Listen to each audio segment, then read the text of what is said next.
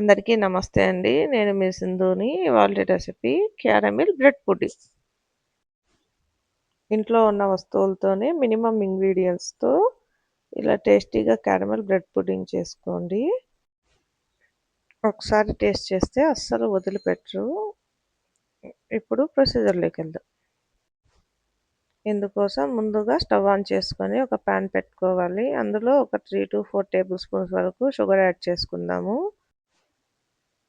Next ఒక 3-4 drops వరకు water add చేసుకొని ఫ్లేమ్‌ను మీడియం టు లోలో ఉంచుకొని ఇక్కడ నేను చూపించిన విధంగా స్లోగా కుక్ చేసుకుందాం.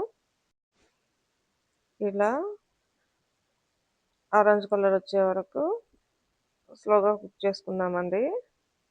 ఇప్పుడు ఇలా మనం రెడీ చేసి పెట్టుకున్నటువంటి క్యారమల్ని ఒక బౌల్ తీసుకొని అందులో కొద్దిగా వెన్న కానీ లేకుంటే నెయ్యి కానీ రాసి అందులో మనం ముందుగా ప్రిపేర్ చేసి పెట్టుకున్నటువంటి క్యారమల్ని ఇలా ఈవెన్గా స్ప్రెడ్ చేసుకుందాం.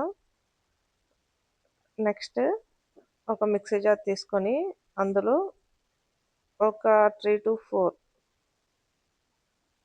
ఫన్ పీసెస్ ఉంటాయి కదా, అదైనా పర్లేదు, లేకుంటే నార్మల్ బ్రెడ్ పీసెస్ ఉన్నా కూడా అది వేసుకోండి. అందులోని ఒక 2 ఎగ్స్,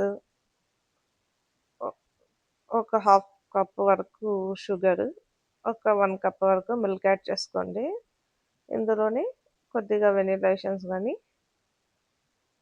లేకుంటే మీ దగ్గర ఇలాచీ ఉన్నట్లయితే ఇలాచీ పౌడర్ వేసుకోండి.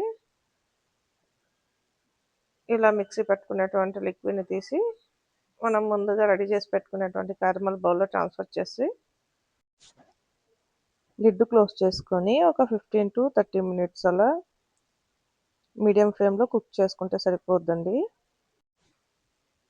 ఒక 30 మినిట్స్ తర్వాత ఇలా లిడ్ ఓపెన్ చేసి చూస్తే మనకి క్యారమెల్ బాగా కుక్ అయింది.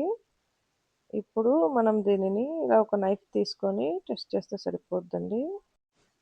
ఇప్పుడు స్టవ్ ఆఫ్ చేసుకొని ఒక ప్లేట్లోకి ట్రాన్స్ఫర్ చేసుకుందామండి.